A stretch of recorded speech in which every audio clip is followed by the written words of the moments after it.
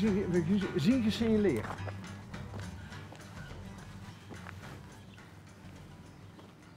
Dat filmpje even eens aan. We hadden namelijk iets gezien wat hij... Hallo! Hallo. Goede... Is het al middag? Ja. Ja, goeiedag. Middag. Hi, Bas van der Zwaan, L1, programma Ja, onderweg. Onderweg. Middag. Je bent alles bij mijn vader geweest. Vertel. Jan Hoensla. Jan Hoenslag. Och, Ja. wat leuk! Wat leuk! Ja, dat klopt. Zal ik even samenvatten voor Leef je uit? Ja, Jan Hoenselaar. En ik denk dat ik het nou bij het rechte eind heb. Die had die boerderij. Ja. Met die pony, waar we ponies zijn geweest, waar heel veel kinderen altijd vroeger pony gereden hebben. Een grote paard voor de deur. Met dat. Ja. Ja, en hij ging altijd op een platte kar in de optocht mee. Ja, hij ging altijd met optochten mee. Dus ja, er werd een aparte wagen voor hem Ja. gebouwd bijna. Ja. Ah, we hebben dat toen zoveel plezier aan beleefd dat we bij hem in de woonkamer stonden en dat hij die verhalen vertelde. Ja, met de kerstboom in de woonkamer. Ja. Ja. En op een gegeven moment werden we zelfs nog in Mook door een broer van jou, klem gereden met de motor. Ja, dat klinkt als mijn broer, ja. En die vertelde ons, en toen had ik al een mailtje gekregen van een andere broer, volgens mij. Misschien ben jij dat wel geweest. Dat weet je, Ja, van mij van- dat hij overleden was. Dat hij overleden Ja, was, ja. dat was jij. Ja, daar had hij Kijk. van mij een mailtje gekregen. En toen reed die broer van jou, die reed ons klem. En toen zei ik van, nou, een andere broer van jou had ons al Ja. gewettigd daarvan. Stelde ik erg op prijs, want ja, het was gewoon een mooi gevoel wat we Ja. overhielden aan het bezoeken aan Ja, aan hij pap. ook al, daarom had ik zoiets van, ik informeer Ja, jullie. te gek. Ja. Dus maar, jullie zijn weer op strooptocht? Of, Ja, wij zijn op strooptocht. Nou, en wij zagen, want ik dacht van, ja, wat zal het hier zijn? Is het een groepsaccommodatie of zo? Of... Nee. Nee. Maar nee. wij zagen mannen met gele helmen of zoiets, of Ja. hoofddeksels. Ik zal heel even naar ze toe lopen, want het zijn studenten uit Delft. Oké, loop jij even naar Ja, ze toe? dat- Even- Er zit onze zoon Wat- bij. Want misschien willen ze wel helemaal niet dat... Nee, ik zal het even vragen. Ja, We zullen even aan Dat komt vragen. wel. Vraag even. Engelstalig. Wat voor een Engelstalige studenten van de Universiteit van Delft. Nee, in Holland opleiding, maar wel de lucht- en ruimtevaarttechniek, maar dan in het Engels daar.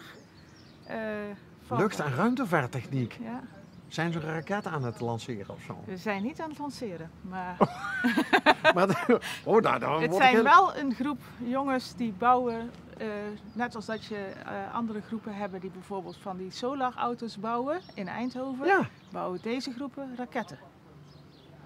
Oeh, dat is wel heel gaaf. Ja. Althans, zo klinkt het. En is jullie het zoon zeker. zit daar ook bij? Onze zoon zit daarbij en wij hebben hier onze accommodatie voor hun beschikbaar als ze dingen moeten doen, kleine testjes moeten uitvoeren, materialen moeten controleren. We hebben een eigen werkplaats hier.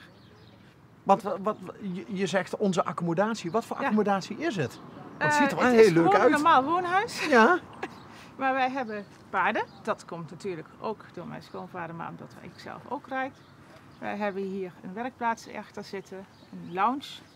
Er zit boven een klein beetje slaapgelegenheid in de zomer voor groepen tot 7 man.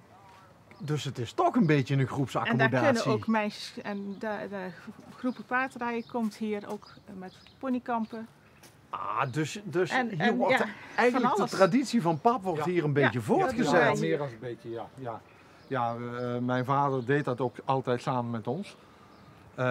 En ja, bij mijn vader maakte het niet uit wat, ja weet je, ik bedoel, toen hij is overleden, toen hebben we letterlijk met de 3 kinderen hebben we moeten lappen voor de begrafenis, want mijn vader had helemaal niks meer. Oh. Je hebt van die tegeltjes wijsheden. Mensen met paarden hebben een hemel op aarde, komen ze te sterven, valt er niks te erven. Nou, dat klopt ook. Die klopt helemaal. Die klopt ook helemaal, maar dat was ook niet erg. We hebben, uiteindelijk is een van zijn ponies nog hier terechtgekomen. Die jongens hebben geen moeite met een interview, maar filmen op afstand. Om 2 redenen. 1, veiligheid, want ze zijn raketbrandstof aan het maken. En 2, ja dat leggen ze wel uit. Ja. En 2, omdat ze raketbrandstof aan het maken zijn, daar zit gewoon ook embargo op. Er zit gewoon, Oké. er mag niet iedereen met een filmcamera bovenop staan. Ik snap het. Dus, Ik snap het. En Dus, de veiligheidsinspector staat erbij. En, Ja. en jullie zoon is de enige Nederlandstalige die daar op dit moment Nee. bij zit? Nee, het zijn 2 Nederlandstalige jongens. En een Griek. Ze zijn al eens eerder bij een lancering geïnterviewd door de EO. Die zijn ook op televisie daarvoor geweest. Dus Maar be my guest, ik zal mijn zoon even deze kant uit en dan is hij voor jullie. Dan proberen we Nou, dan Maar zo... misschien, Patrick, anders kunnen ze eventueel binnen even filmen. Ja. Dus dat ze daar even de opstelling filmen en binnen filmen verder. Wat is er binnen te zien dan? Ja, niks, maar het is iets warmer. Oh, zo'n watjes zijn we nou ook er niet. Maar we zouden, even kijken, want daar we heb ik ook zouden nog een student. bijvoorbeeld kunnen afspreken dat we een gesprekje doen terwijl de anderen op de achtergrond nog bezig zijn. Dan zie je niks. Kom Klopt. deze kant op. Ik heb binnen ook nog een student die ik zit te begeleiden, dus ga ik daar even afronden. Oh, Dat is waar een moet je? verpleegkundestudent. En die begeleid jij? Die begeleid ik ook. Daar ben ik nu met een opdracht ook mee. Wacht even hoor, want wacht even. Dat Want, is hier normaal. vertel even, wat ben je dan precies aan het doen? Een van de meiden die wij ook begeleiden, die is een derdejaars verpleegkundestudent uit Venray. En die wil een opdracht maken over neonatologie, over ziektebeelden bij pasgeborenen. Ja? En daar is hij een grote opdracht aan het maken en dat is mijn werk. Ik ben daar physician assistant, dus ik werk als arts op die afdeling. Dus ik ben met haar de opdrachten aan het doornemen. Oké, dus jij werkt op die afdeling waar vroeggeborenen in couveuses liggen vaak en zo. Dat doet me weer denken aan de tijd dat onze eigen dochter als mini... Ja. Ja, die kwam 5 weken te vroeg. Ja. Die kon niet wachten. Nou ja, ik doe ze vanaf 24 weken, doen wij de opvang. Dus 500 16 gram, maar weken, je kunt nog door het velletje heen kijken. Dat. dat is mijn werk. Dat is jouw werk. Ja. Lijkt me want dat is lang niet altijd roze geur en maneschijn. Nee. Maar het lijkt me enorm fascinerend Ja, werk. is het ook. Moet je Is daar een het keer ook. langskomen. Ja. Dat is een heel mooi vak. In welk ziekenhuis? Het Radboudziekenhuis, het Universitair Ziekenhuis in Nijmegen. Wauw. Ja. En je leidt dus op. Ja, maar dat Ook. is meer voor de hobby. Dat is hobby. Begeleiding van jeugd is hobby. En die student, hoe kwam die bij jou terecht dan? Heeft die jou opgespoord gewoon? Nee. Is een van onze ruiters van onze paarden. Ah, ook op die fiets. En die komt hier ook voor ponykampen. Maar ook dit soort dingen doen wij erbij.